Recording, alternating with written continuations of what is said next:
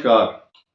Mean राशि दिसंबर मास आपके लिए बहुत खास समाचार ये है कि ग्रह कुछ अच्छी पोजीशन में आपके लिए कुछ देने के लिए आ रहे हैं।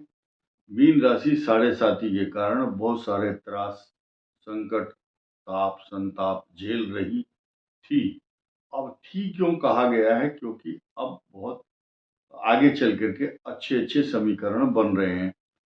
एक, जैसे आपने सुना होगा, पेपर लीक हो जाता है। आज मैं आपका पेपर लीक करूंगा 2 महीने पहले एडवांस, और आपको अच्छी सूचना दी जाएगी। आपके लिए प्रसन्नता का विषय ये होना चाहिए। नंबर 1, 10वें भाव में सूर्य आपके लिए अनुकूल फल प्रदान करता है।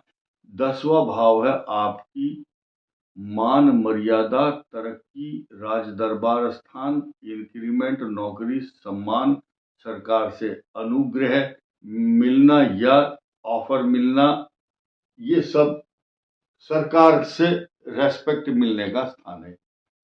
ये जैसे ही 1 महीना पार करेगा, फिर उसके बाद और ज्यादा स्पीड के साथ तरक्की, मान सम्मान, जायदाद, यश, डायनेमिक पर्सनालिटी फिर 1 महीना लगातार देगा। ये यहाँ पर अच्छे फल देगा। 11वां सूर्य के लिए लोग तरसते हैं कि हमारा 11वां सूर्य अगर कुंडली में होता तो हम पता नहीं क्या कर देते। बड़े बड़े राजा महाराजाओं की कुंडली में जितने भी प्रतापी आदमी होंगे, आप उनकी कुंडली खोल कर देखना कि 11वें भाव में सूर्य मिलेगा या 10वें में मिलेगा। आपको घर बैठे ये 10वें और 11वें का सुख अगले 2 महीने लगातार मिलने वाला है।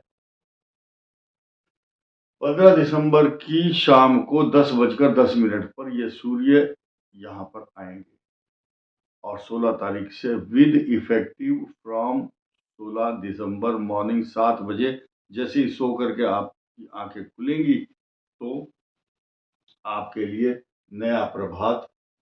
सूर्य आपकी पर्सनालिटी को आलोकित, प्रकाशित करने के लिए, आपकी पर्सनालिटी को डायनेमिक पर्सनालिटी बनाएंगे। अब यहाँ दो छोटी छोटी बातों का चर्चा करूंगा। 11वें भाव में शुक्र सारे सुखों को देता है। शुक्र 11वें भाव में क्या करता है? आभूषण, वस्त्र, सोना चांदी, अच्छे कपड़े, घर में अच्छे पर्दे, कर्टन, नई नई उपलब्धियां तथा सोना चांदी आभूषण का लाभ कराता है। यहाँ अब आपकी कौन सी दशा चल रही होगी, ये उसके अनुसार आपको मिलेगा या नहीं मिलेगा। मैं किसी से पूछना नहीं चाहता, ना ये बोलता कि तुम कमेंट करके बताना मुझे चांदी सोना मिला या नहीं।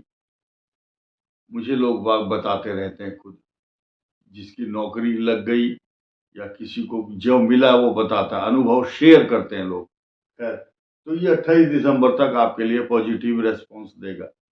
12वें भाव में चल रहे शनि का प्रभाव आपके लिए इन्वेस्टमेंट का कारक बना हुआ है 29 मार्च 2025 तक।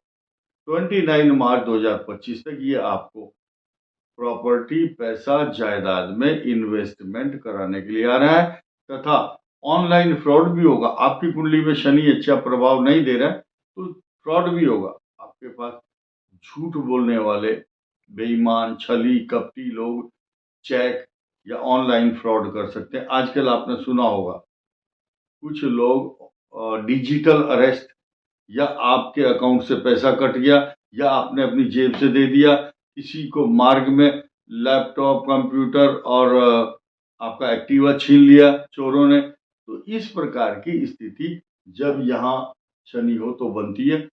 इसकी पुष्टि करने वाला ग्रह कौन है? मंगल आपका नीच राशि में जो बैठा है, ये भाग्य स्थान का स्वामी भाग्य में अवरोध करता है।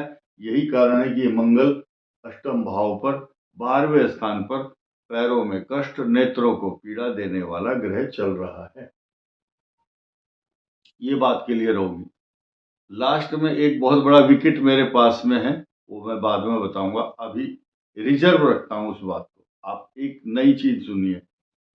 ये राहु जो है, देखिए चंद्रमा तो राहु के साथ, चंद्रमा मीन राशि पर हमेशा रहेगा, चोली और दामन का साथ है।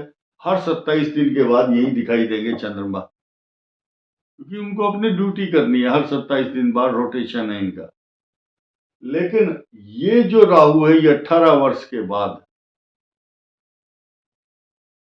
हर 18 वर्ष के बाद ये पोजीशन बनती है। वैसे आपको बताऊं कि 18 महीने तक ये कार्यकाल होता है। 18 महीने ये राहु घूम करके चंद्रमा के ऊपर से जाता है, तो हर 27 दिन बाद राहु और केतु का मिलन होता रहेगा।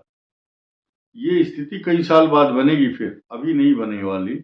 अब तक झेल रहे हैं आप राहु और चंद्रमा को। लेकिन एक चीज देखिए, ये सूर्य ग्रह ऐसा है, इसके दाएं बाएं कुछ अंश निर्धारित किए गए हैं। जो भी इसके निकट और समीप आता है वो अस्त हो जाता है, उसको कंबस्ट प्लेनेट कहते हैं। अस्त लिखा रहता है पंचांग में, ये ग्रह अस्त हो गया। लेकिन अब ये ग्रह राहु जो है इससे भी अधिक सुपर पावर है, छाया ग्रह है। अपनी छाया से राहु और केतु को, शनि और सूर्य को भी आच्छादित कर देता है। आपने देखा होगा सूर्य ग्रहण, चंद्र ग्रहण, तो राहु ज्यादा सुपर हुआ अपने एक्शन के हिसाब से।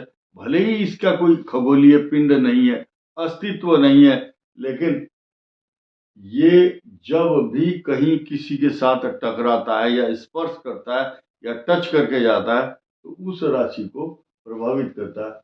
राहु मीन राशि को भ्रमित करता है, अशांत करता है, टिकाऊ नेचर नहीं रहता, अनस्टेबल कर देता है। लेकिन he will be self made person, वो सुनता नहीं है किसी की।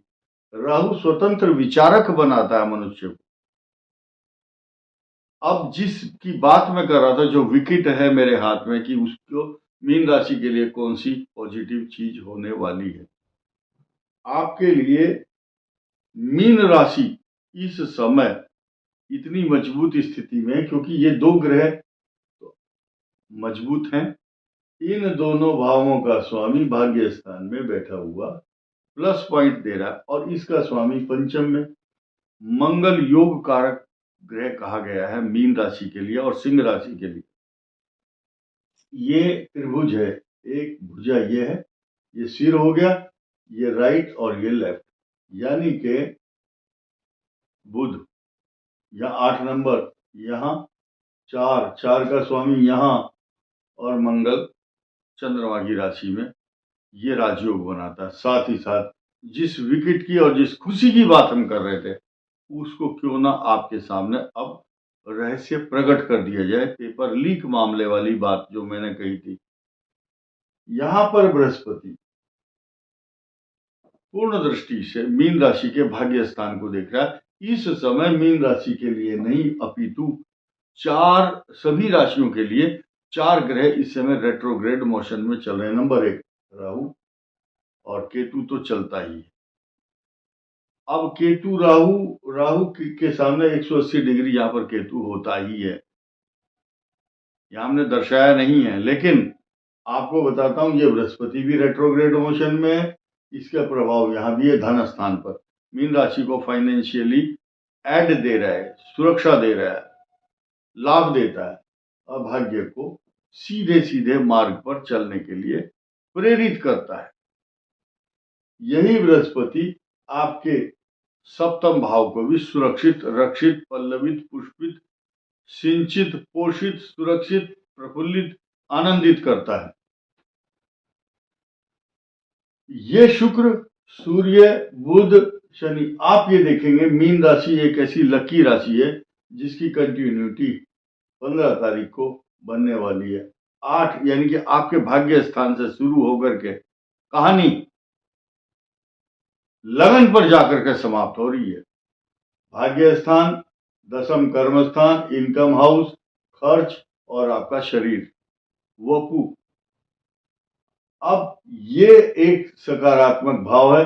एक ग्रह अगर यहां होता तब ये 7 ग्रह आपके आच्छादित करने के लिए, इन सबको कवर करने के लिए हो सकते थे, लेकिन यहां कोई ग्रह नहीं है। परंतु इस भाव पर शनि की यहाँ पर दृष्टि है, और ये सकारात्मक दृष्टि नहीं कही जा सकती, क्योंकि ये नीच दृष्टि है शनि की यहाँ पर, और इस भाव का स्वामी धन कुटुंब वाणी का स्वामी नीच राशि में बैठा है और गुरु की दृष्टि यहाँ पर नहीं है, बुध की दृष्टि नहीं है। सिर्फ इस घर को, पंचम भाव को, आपकी संतान, आपका पेट का रोग, आपकी एजुकेशन, जो स्टूडेंट है, शुक्र जो है 180 अंश पर यहाँ दृष्टि डाल करके आपको लास्ट टाइम पर सपोर्ट देने के लिए आ रहा है। बृहस्पति इस राशि का स्वामी है, शुक्र यहाँ पर बैठा है। ये दो ग्रह इस प्रकार का रोल करते हैं, जब आप संकट में होंगे तो लास्ट मोमेंट पर आकर के ये आपका हाथ थाम लेंगे और आपको गड्ढे में गिरने से बचाएंगे, आपका पतन होने से बचाएंगे, आपका अपमान होने से बचाएंगे। लेकिन 21 जनवरी तक मीन राशि के जातकों को इस बात का ध्यान रखना होगा, क्योंकि आपका जो अष्टम भाव है यहाँ पर, ये आपका अष्टम भाव बड़ा कष्टकारक बना हुआ है। मैंने आपको जानबूझ करके एक बात अभी तक रोक करके जो रखी है, जिसकी चर्चा मैं आपके सामने करना चाहता कि ये केतु ये वक्र गति में है, इसको रेट्रोग्रेड बोलते हैं, ये भी रेट्रोग्रेड है आर। अब ये जो आपका छठा भाव है, यानी कि ऋण, रोग, शत्रु, कंपटीशन, झगड़े, झंझट, परेशानी, ये पाप कर्तरी योग से पीड़ित हो गया। ये दो पाप ग्रह हैं और ये आक्रांत है। छठे भाव का स्वामी सूर्य बृहस्पति से दृष्ट नहीं है, इसीलिए आपको अपने रोगों के प्रति सचेत रहना होगा। पेट का रोग, कमर का दर्द, स्पाइनल कॉर्ड तथा एक रोग होता है जिसको बोलते हैं अंग्रेजी में IBS, इरिटेबल बाउल सिंड्रोम। ये केतु और मंगल जब इस तरह की पोजीशन में होते हैं तो ये पेट का रोग उत्पन्न कराते हैं और पीठ पीछे शत्रु आपका बिगाड़ने की कोशिश करते हैं, काम बिगाड़े शत्रु, ऐसी स्थिति में। तो कारण क्या है कि इस भाव को बृहस्पति नहीं देखते हैं, इस भाव को देखते हैं। इसलिए मीन राशि के दाम्पत्य जीवन को इस समय बैलेंस को खराब कर रहे हैं ये केतु, और एन मोमेंट पर आकर के बृहस्पति को अपनी सुरक्षा का भार वहन करना पड़ता है। आपकी कुछ समस्या से बचाने के लिए बृहस्पति देव खड़े हुए हैं तत्परता के साथ। आप लोग सब सुखी रहें और आपके घर में सुख, समृद्धि, रिद्धि, सिद्धि, समृद्धि की वृद्धि होती रहे, इस शुभकामना के साथ इस वीडियो में इतना ही। धन्यवाद, नमस्कार।